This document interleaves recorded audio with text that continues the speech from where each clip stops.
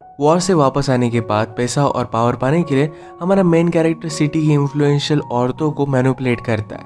इन्हें इस तरीके से बर्बाद करके क्या वो बड़ा आदमी बन पाएगा, ये हम आज की हमारी मूवी बेलम में 2012 की एक रोमांटिक ड्रामा में देखेंगे। अगर आपको वीडियो अच्छा लगता है तो प्लीज़ इसे लाइक और कमेंट जरूर कर दीजिएगा। अब बिना किसी देरी के एक्सप्लेनेशन स्टार्ट करते हैं। मूवी स्टार्ट होती है और हम हमारे मेन कैरेक्टर जॉर्ज को देख सकते हैं। वो भी अभी जेल से वापस आया क्योंकि उसने रॉबरी की थी। अब सिटी में उसके पास बहुत ही कम पैसे हैं। वो भूखा था और बाहर से लोगों की पार्टी देख रहा था। वो एक्चुअल में रॉबर नहीं है, पहले सोल्जर हुआ करता था, पर पैसों की कमी की वजह से उसे वो काम करना पड़ा था। उसे बहुत ज़्यादा भूख लगी थी तो अच्छे कपड़े पहनकर वो पार्टी में घुस जाता है। पार्टी में उसने एक लड़की को देखा जिसका नाम था रेचल। रेचल को जॉर्ज पसंद आया था। वो जब उसके पीछे पीछे जा रहा था तभी उसे चार्ल्स दिख जाता है। चार्ल्स जॉर्ज का वॉर का फ्रेंड था। पेरिस में चार्ल्स एक न्यूज़पेपर का एडिटर है। वो बहुत ही रिच हो चुका था।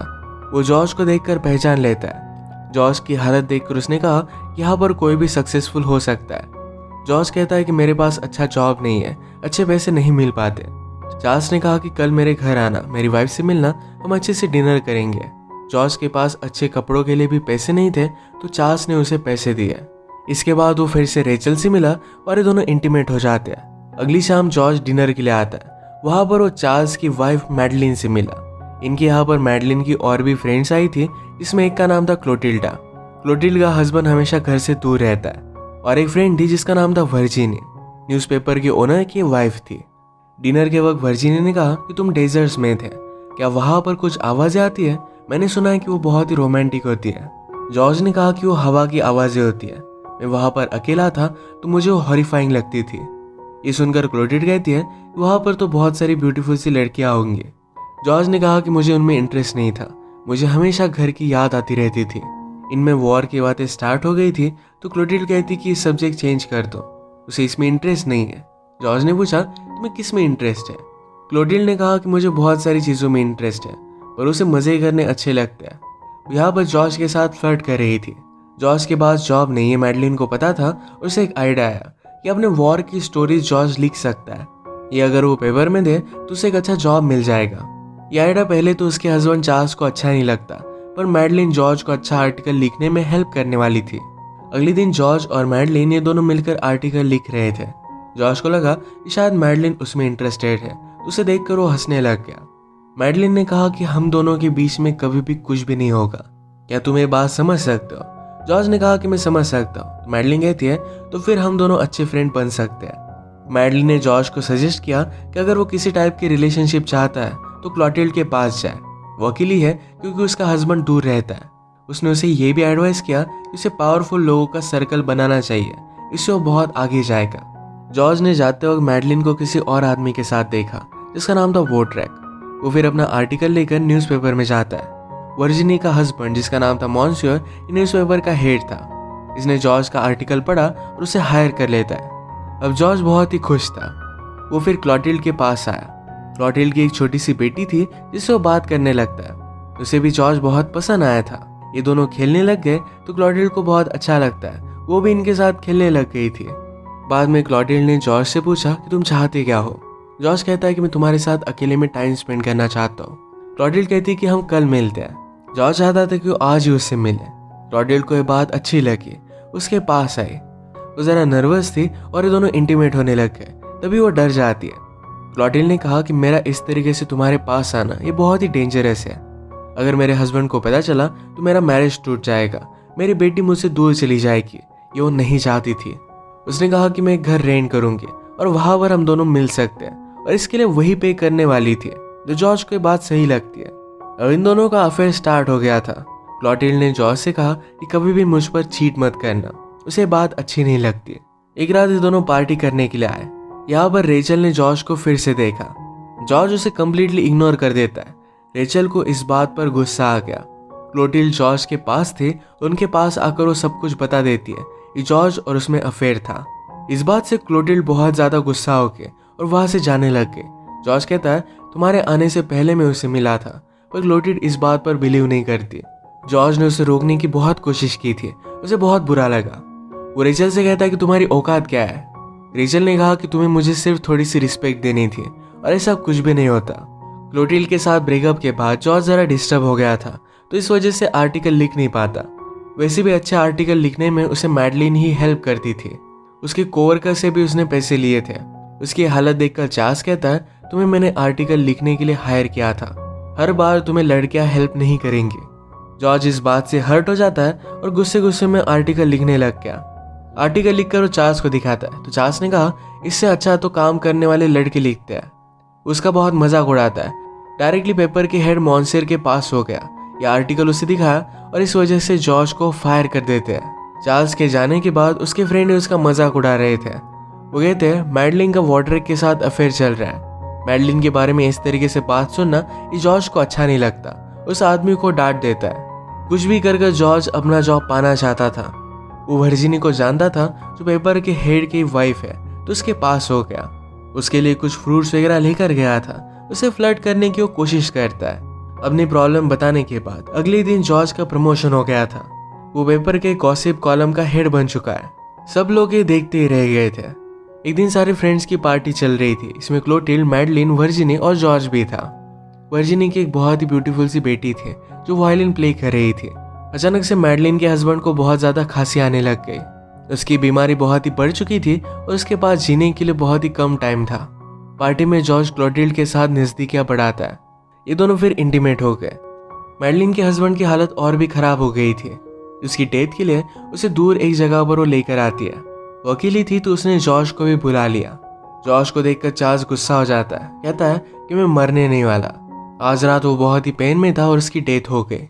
जॉर्ज मैडलिन से कहता है कि मैं तुमसे एक बात पूछना चाहता हूँ, तुम्हें जो लगे वो ठीक है। अगर तुम चाहो तो मैं तुम्हारा बेस्ट फ्रेंड बनकर रह सकता हूँ, पर मुझे तुम्हारा हस्बैंड बनना है। मैं तुम्हें अपनी लाइफ से जाने नहीं दे सकता। मैडलिन ने कहा कि मेरे साथ रहना हार्ड है। अगर तुमने मुझ पर चीट किया तो बहुत बुरा होगा। जॉर्ज इस बात के लिए मान जाता है। सिटी में आने के बाद जॉर्ज ने क्लोटिल्ड से कह दिया कि वो शादी करने वाला है। क्लोटिल्ड भी समझ सकती है कि जॉर्ज को कभी ना कभी तो शादी करनी ही पड़ेगी। अगर वो मैडलिन के साथ शादी करता है तो सेफ रहेगा। बेचारी का सुनकर हार्ट ब्रेक हो गया था। इसके बाद मैडलिन और जॉर्ज ने शादी कर ली। जॉर्ज के सारे इंपॉर्टेंट आर्टिकल मैडलिन ही लिखा करती थी। उसे सारी आइडिया वो देती थी। इन अच्छे आर्टिकल की वजह से जॉर्ज का प्रमोशन भी होने लग गया।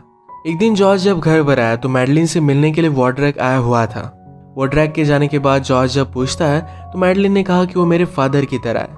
वॉड्रेक ने हमेशा मैडलिन का ख्याल रखा है। जॉर्ज ने भी इस बात को जाने दिया। आज न्यूज़पेपर के सारे इंपॉर्टेंट लोगों के बीच में पार्टी चल रही थी। इस पार्टी में मॉन्सूर ने कहा कि सरकार सिर्फ वॉर करना चाहती है और हम इसे बर्बाद कर सकते हैं। अगर गवर्नमेंट को उन्होंने अपने पेपर में एक्सपोज कर दिया तो गवर्नमेंट गिर जाएगी। मैडलिन ये सब सुनकर गवर्नमेंट के खिलाफ आर्टिकल लिखने में लग गई थी।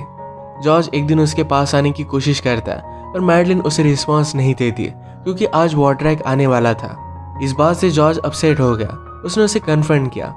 मैडलिन उसे पूछती है, तुम्हें इसमें ज़्यादा इंटरेस्ट नहीं लेना चाहिए। एक तो तुम सरकार गिराकर एक बड़े पावरफुल आदमी बन सकते हो, वरना फूल की तरह तुम्हें पूरी जिंदगी बितानी पड़ेगी। इन सब चीज़ों से वो बहुत ही अपसेट हो गया था। एक दिन पार्टी में जॉर्ज फिर से क्लोटिल्ड से मिला। दोनों ने एक दूसरे को मिस किया था और फिर से अफेयर अपना स्टार्ट कर देते हैं। पार्टी से दूर जाकर न्यूज़पेपर एड और एक आदमी की मीटिंग चल रही थी। यहाँ पर जॉर्ज भी पहुंच गया। मॉन्सूर कहता है कि मैं बहुत ही पावरफुल हूँ, मेरे सिर्फ वर्ड्स से मैं पूरी सरकार गिरा सकता हूँ। जॉर्ज ने कहा, पर ये वर्ड्स तुमने नहीं लिखे। इसे मॉन्सूर को बुरा लगा और वो कहता है कि क्या तुम वॉड्रेक और मैडलिन के बारे में जानते हो?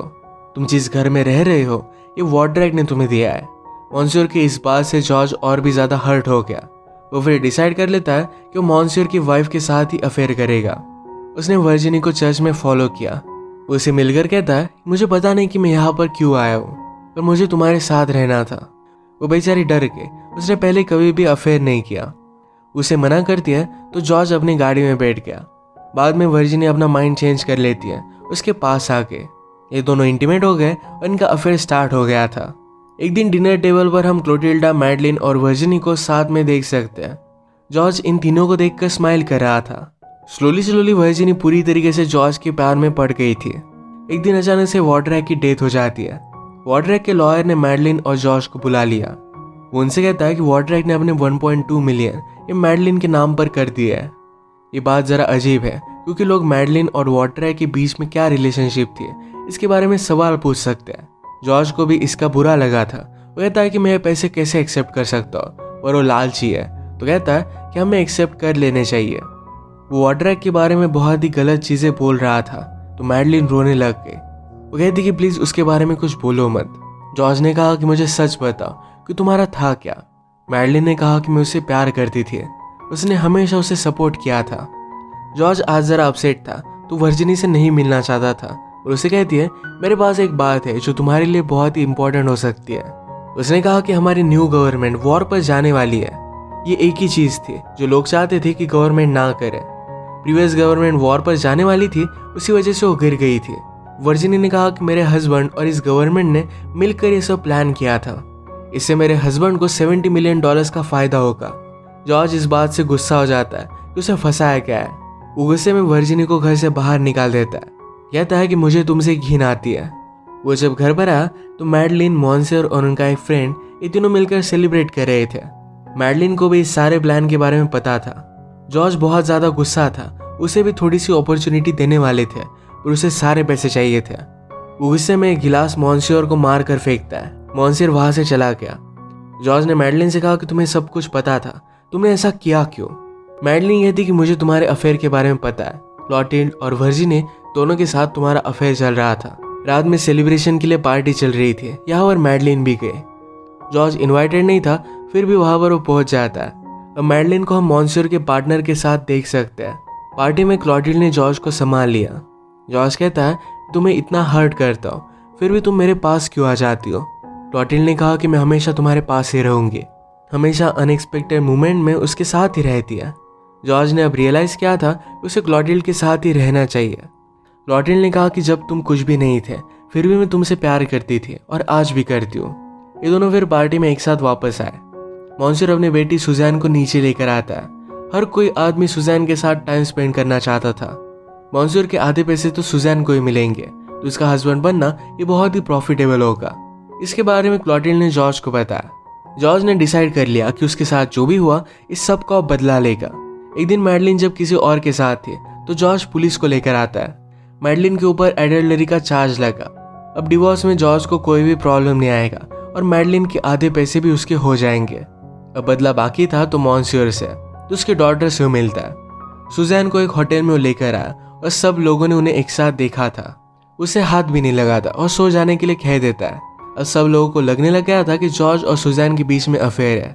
मॉन्सियर ने डिसाइड किया कि सुजैन और जॉर्ज को शादी कर देगा। वैसे भी जॉर्ज अब पावरफुल बन ही चुका था, उसके डॉटर के लिए सही रहेगा। वर्जिनी को जब इसके बारे में पता चला तो बहुत ज़्यादा डिस्टर्ब हो गई, कहती कि ऐसा कभी भी हो नहीं सकता। मॉन्सियर ने कहा कि यही चीज़ होगी, ये सब कुछ तुम्हारी वजह से ही हुआ है। अगर तुम जॉर्ज के प्यार में नहीं होती तो सुजैन भी उसके प्यार में नहीं पड़ती। जॉर्ज के मैरिज के बारे में क्लोटिल्ड को जब पता चला तो बहुत ज़्यादा हर्ट हो गई थी। उसे कहती कि तुम बार बार ऐसा कर कैसे सकते हो। जॉर्ज ने कहा कि कभी तुमने गरीबी देखी नहीं, मैं फिर से गरीब नहीं रहना चाहता। मेरे फादर पूरे वीक मेहनत करते थे, फिर भी उनके पास पैसे नहीं होते थे। उन्होंने हमेशा गॉड को प्रे किया था कि मुझे अगली लाइफ बहुत अच्छी देना। पर जॉर्ज बिलीव करता है कि कोई भी नेक्स्ट लाइफ होती नहीं, एक ही लाइफ है और इसी लाइफ को एंजॉय करना चाहता था। वो पैसे और पावर पाने के लिए कुछ भी कर सकता था, तो इस वजह से क्लोटिल्ड को छोड़कर सुजैन के साथ वो शादी कर लेता है। इसी एक हार्श रियलिटी के साथ ये मूवी एंड हो जाती है। सोसाइटी में इस तरीके के बहुत सारे लोग हम देख सकते हैं और इसी पर एक कमेंट्री थी। अगर आपको एक्सप्लेनेशन अच्छा लगा तो प्लीज़ इसे लाइक और कमेंट जरूर कर दीजिएगा। मैं बहुत सारी मूवीज़ लेकर आता रहता हूँ, तो प्लीज़ चैनल को सब्सक्राइब कर दीजिए और बेल नोटिफिकेशन आइकन दबाना मत भूलिएगा। हम फिर से मिलेंगे और एक नई मूवी के साथ। तब तक के लिए थैंक यू और आप अपने आप का ख्याल रखिए।